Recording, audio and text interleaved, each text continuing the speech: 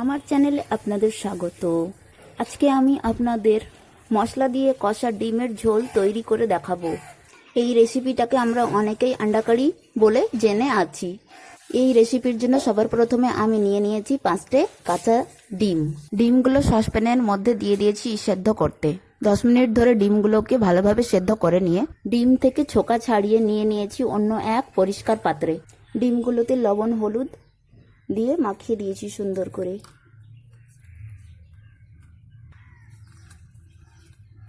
নিয়ে নিচ্ছি কড়াই, দিয়ে দিচ্ছি তেল। এক এক করে সব ডিমগুলোকে কড়াইয়ের মধ্যে ভেজে নিচ্ছি। ডিমগুলো তেলে ভাজা হয়ে গেছে, ঢেলে নিয়েছি অন্য পাত্রে। এবারে গরম তেলের মধ্যে দিয়ে দিচ্ছি পেঁয়াজ। পেঁয়াজগুলো নেড়ে চেড়ে একটু ভেজে নিচ্ছি। এর মধ্যে দিয়ে দিচ্ছি 3-4টে তেজপাতা, 1 চা চামচ আদা রসুন এবং লঙ্কার পেস্ট।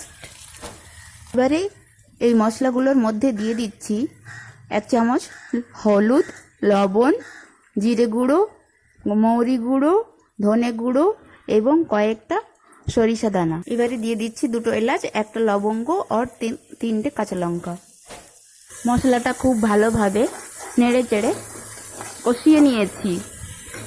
এবারে এই মশলাগুলোর মধ্যে দিয়ে দিচ্ছি খানিকটা গরম জল।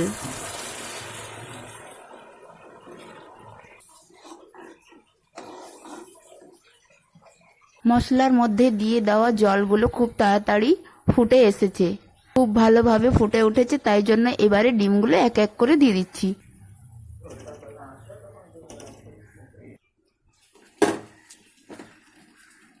এইভাবে মশলা দিয়ে ডিমের ঝোল তৈরি করার পদ্ধতিটা অনেকের কাছে আন্ডা কারি নামে পরিচিত।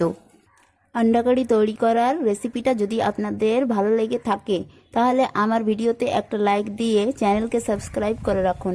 এই ডিমের রেসিপিটা পুরোপুরি খুব ভালোভাবে তৈরি করেছি।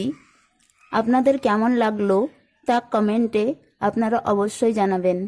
এখনকার মতো আল্লাহ হাফিজ, দেখা হবে পরবর্তী ভিডিওতে।